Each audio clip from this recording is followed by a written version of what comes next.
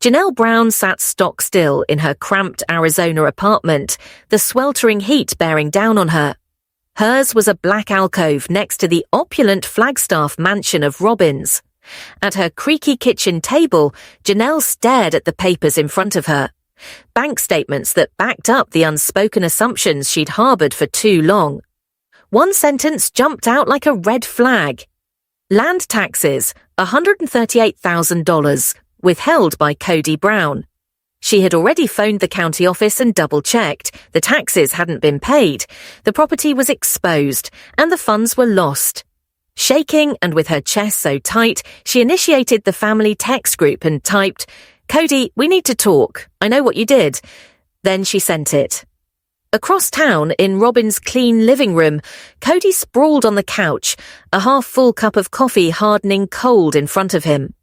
Robin, in the kitchen across the way, scrubbed busily, but her eyes were pinned, her ears open. Foreclosure threats, bills and late notices were spread out on the table. "I just need more time," Cody muttered to himself. Robin stopped mid-step. "I thought Janelle was covering it," she said. Cody reacted sharply. "She should be." Robin replied quietly, "She hasn't sent anything since March." The silence that followed was thick with truth. They both knew what had happened. The money wasn't theirs. It had come from the family account, Janelle's, Meri's, even Christine's long-forgotten contributions. Janelle, in front of her mirror in her bedroom, looked at herself with pursed lips and pinched eyes. This was not about money anymore. This was about trust lost by a man she had believed shared the same ethics. She grabbed her phone and recorded a voice memo. "He stole from us, from me, from my kids. I've invested in that account for years, my paycheck, my kids' tax credits. And Cody drained it all behind our backs. Robin's getting a new HVAC system, new flooring, and I couldn't afford to buy food." She paused the tape. Her kids needed to see it. The world needed to see it.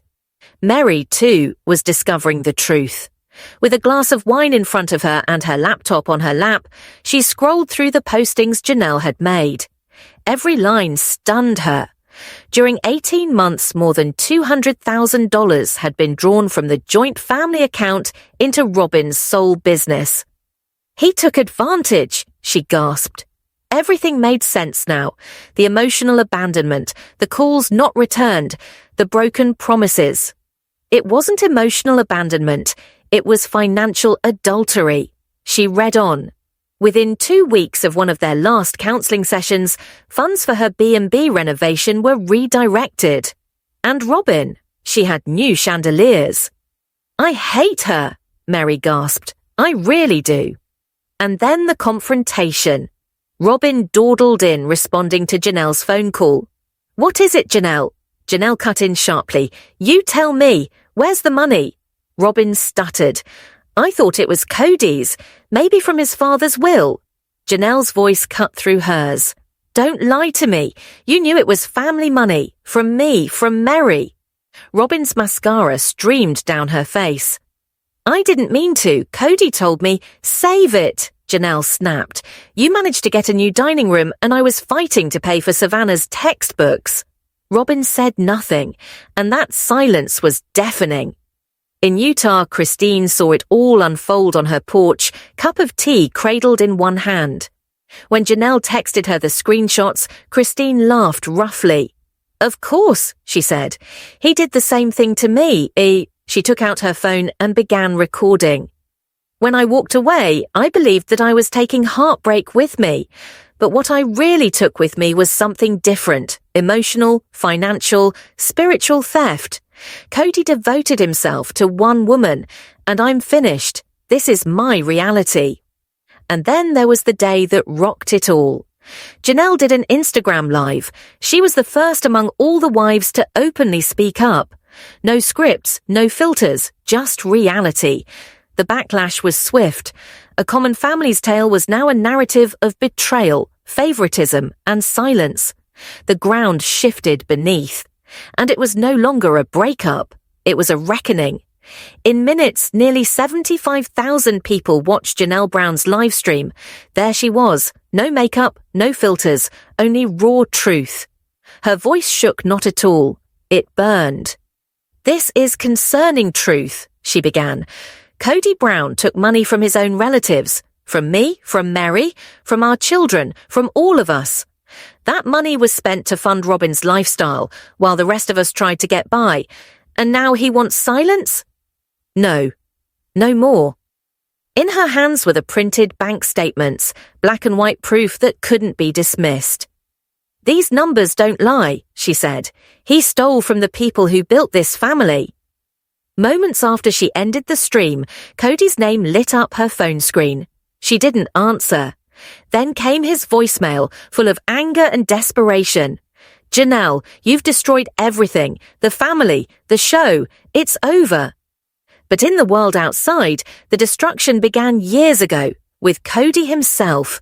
Janelle only brought it to the forefront. Robin sat alone in her bedroom in Flagstaff, her phone pinging with angry texts and threatening DMs. Her children had witnessed the live. Dayton even skipped dinner and locked himself in his room with nothing to say. The walls of her carefully built world were crumbling. In Utah, meanwhile, Meri topped off her wine glass with a conspiratorial smile. Christine was dancing in her Lehigh kitchen, music pounding, releasing years of rage in laughter.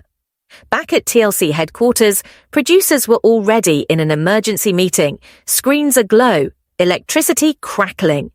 The one question echoing across the Zoom room: cut Cody or Robin? The PR team worked frantically. "We have to keep the show separated from this money scandal. If what Janelle says is true, Cody is a big liability." A voice cut in. "Come on, be realistic. Robin too. The fans are sick of both of them. We lose sponsors if we don't act fast." Then the executive producer chimed in, cool but firm. "Spin-offs are currently being worked on. Christine's New Beginning, Meri Rebuilding, Janelle Ascending, The Wives of the Future. Cody and Robin, they're dead weight." Meri sat quietly in Lizzie's Heritage Inn, a journal in one hand, a glass of water in the other. She had just concluded a legal Zoom with Janelle and their attorney. Fraud, financial deception, spousal larceny, all on the table now. But Meri's thoughts were elsewhere. "He took everything," she complained, "but he forgot I helped build it." She booted up her computer and typed in the name of her new podcast, Unsistered, My Life After Cody.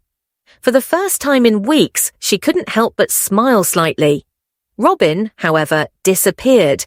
Her phone had remained quiet. She hadn't tweeted, hadn't gone out, barely spoken with her own children. When Brianna did speak to her, finally, "Did you take their money, Mom?" It was barely a whisper. Then there was the sound of her bedroom door closing. Robin's empire, once glowing with chandeliers and polished wood floors, now felt like a prison. Her sub-zero fridge hummed in the silence, but all she could hear was her own guilt. Blood money, stolen comfort. She walked into the bathroom, looked at her reflection, and spoke aloud. "You wanted to be the favorite wife. Well, now you're the only one left." Her knees gave way. She folded to the floor, cradling herself. She said something, but the room was quiet. Outside a public community town hall in Arizona, Janelle stood before a sign reading, Coyote Pass Community Planning Council. Cameras went off, reporters lingered. She was no longer just a reality TV wife. She was a voice, steady, unshaken. "Our family was promised this land," she said, "but Cody made sure only one wife benefited. He sold off pieces and invested the money into Robin's home. The rest of us, forgotten." That era, she said, was done. They were asserting ownership in what had been promised and consequences under the law. Strangers were on their feet clapping. They were cheering. Janelle was no longer a sister wife. She was a leader. Back at Flagstaff, Cody paced his driveway like a man at the edge. Phone pressed to his ear. He yelled into the void. "You think I'm afraid of a lawsuit? I gave them everything, for years. They should be grateful." But no one was interested anymore, not the producers, not the audience, not even his family. And that was the last defense. Cody Brown, alone, stubborn, and no longer protected by the facade of unity. No one in the neighborhood greeted him. Not his kids, not TLC, not even Robin. Cody was all by himself, staring out into the empty street. Then, from the sidewalk, a voice cut through the air with snide sarcasm. "Hey, Cody, how does it feel to be broken alone?" There was laughter. He slammed the door shut. Days later, there was an envelope in Cody Brown's mailbox. Beige, thick, no return address. Not from Janelle. It was not from Meri. It was from Whitmore and Gray LLP, a reputable Arizona law firm. Within was a civil complaint, sued by Janelle and Meri jointly. The allegations were severe: fraud, breach of fiduciary duty, misappropriation of group assets, emotional damages. Over 80 pages of paperwork was included: bank statements, text messages, screenshots of family ledger, and even internal TLC emails showing Cody had negotiated bonuses for Robin to be filmed exclusively. Cody's hands trembled as he read. His name was not just typed, it was ripped apart, dissected, and used as a blade against him. He whispered, hollow and desperate, "They're erasing me. They want me out of the family. I was the connection." Robin stood frozen in shock next to him, holding her own copy of the complaint. Her heart skipped a beat when she struck the page that included her, not as a witness, but as a co-defendant. Soon after, a sleek black SUV pulled up outside the Flagstaff courthouse. Christine stepped out, sunglasses on, hair tied back, a calm determination in her stride. Truly stood beside her, holding a folder labeled Estate Questions. Christine wasn't part of the lawsuit, but she had come to stand with Janelle and Meri and finally face Cody directly. She texted Janelle as she approached, "Let him see we're not afraid anymore." Janelle met her at the courthouse doors. "You came," she said quietly. Christine nodded. "You really thought I'd let him face this without looking me in the eye?" Back at home, Robin sat in silence while Cody raged, shouting into his phone, calling every lawyer he could. Then a knock at the door. Dayton answered, handing Robin a handwritten envelope. Inside was a letter from her ex-husband's legal team. It stated that due to the financial impropriety by Cody and ambiguity in the arrangements for custody, when Dayton, Aurora and Brianna were adopted, those adoptions would now be in question. If they were fraudulent, the court could overturn them. Robin's hands were as cold as ice. Everything she thought was safe, her kids, her job, was under threat. Mykelti and Payden streamed on Instagram in Utah. They spoke seriously, confronting the lawsuit head-on. "The public has a right to know," Mykelti began. "This was not favoritism. Robin relied on our mums to enable her lifestyle." Payden added, "She did not just sit and watch it happen, she benefited. And when reality set in, she bolted." Those words resonated. "This is no longer polygamy," Mykelti said. "It's a crime docu-series." "Don't care if he gets voted off the show," Payden interrupted. "He voted us off a long time ago." Meanwhile, at the TLC studio, the network had booked a neutral confessional interview with Cody. Instead, they received a meltdown. In the broiling Arizona sun, Cody sat alone in a folding chair at Coyote Pass, once the dream of an unbroken family. Cameras rolled as he unraveled. "They all betrayed me," he screamed. "Every single one." He strode back and forth, voice cracking with emotion. "I'm the villain now, for everything I gave, everything I sacrificed." His rage grew. He kicked rocks, and a camera tripod toppled over. Sweat and tears mingled as he shouted at the empty space. "I built this family. I protected them. I gave them everything." The producers held their tongues. The camera never stopped. In 48 hours, the tape leaked. Elsewhere, Meri met with a prominent investigative reporter from one of the leading true crime podcasts. Over a cup of coffee in a neighborhood cafe, she shoved a flash drive down the table. "I've got it all," she said. "Emails, notes, bank statements. I didn't know why, but I never trusted him." The reporter looked at the files in amazement. "This is not a dirty divorce," she said. "This is fraud." Meri nodded. "Right, and now I'm ready to talk about it." 3 days later, Robin spoke out. She recorded a short video in her darkened bedroom. No editing, no lights, just her exhausted and bare face. "I didn't know what Cody was doing with the money," she stammered. "I never asked. I should have. I thought he loved us all the same. I thought he was covering for us." She looked straight into the camera. "To Janelle, to Meri, to Christine. I'm sorry, I'm not asking for forgiveness. I didn't know." That was it. The last wife to finally come clean about her silence. Millions watched Robin's video. It was dark, tearful, and stripped of the usual pretense. But the public didn't offer sympathy. The comments were immediate and brutal. "Too late. You enabled it. You're just as guilty." The tide had turned, and there was no reversing it. Then came the courtroom showdown. Within, the room was as quiet as could be. Only the soft tick of a wall clock broke the silence. Cody sagged in his chair at the defense table, shoulders bent, beard unkempt, eyes deep sunken. Beside him, Robin sat white and shaking, hands clenched tight. Her mouth moved barely at all. The door creaked wide, and Christine entered. She was calm, unflappable. Her hair slicked back, a power blue blazer draped around her shoulders. She moved with soft insistence, her lawyer at her heels. Without a glance in Cody's direction, Christine strode straight to the witness stand. From her purse, she pulled out a notarized affidavit, meticulously detailed. It listed verbal promises, false promises made, and the psychological techniques Cody had used to discourage her from receiving her fair portion of Coyote Pass. The judge addressed her.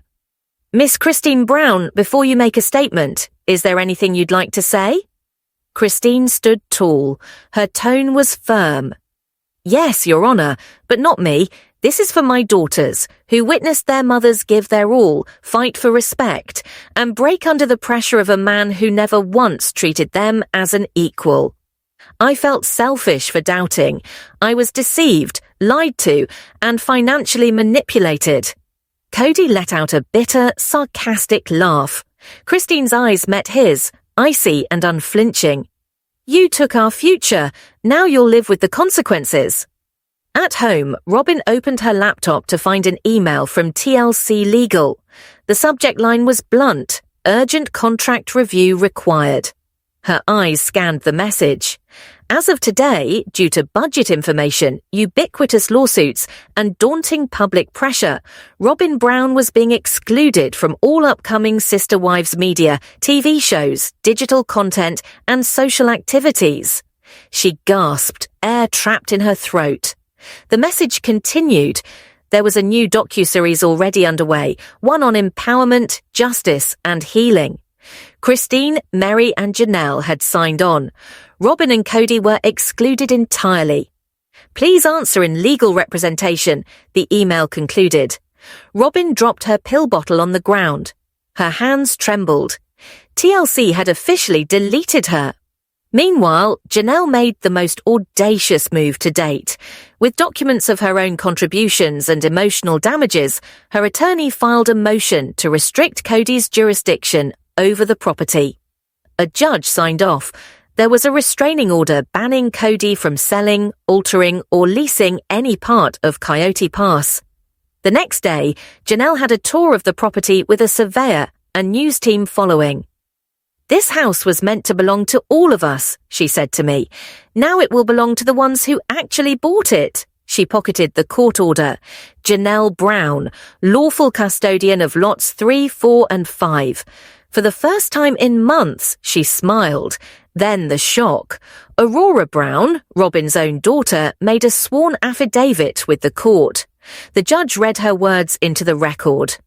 "I love Cody and my mum, but I have to tell the truth. I believed this family was equal. I was told so. I wanted it to be true. But I've seen how funds for the other children were utilized to construct our home, and I am embarrassed. If there was trickery in the adoption, the court should be informed." Robin gasped in her seat. Cody's face turned pale. Aurora's words were now on the official legal record. That evening, the coup de grace was served. Uncut footage of Cody's meltdown at Coyote Pass surfaced online. It was not meant to air. TLC had put it on the shelf, until now. In the video, Cody shouts at the crew, "I never should have married Meri. Christine was a mistake. Janelle was a placeholder. Robin was the only one that ever loved me." He's getting caught tearing up the blueprints of their new home into shreds. "Cursed land," he shouts. The clip became a viral hit on the internet. "They Cancel Cody" trended worldwide. 3 of TLC's biggest sponsors pulled out in 72 hours. Fans bombarded the network with one message: "Give us the spin-off. Give us the ex-wives. Thanks for watching Circle of Sister Wives."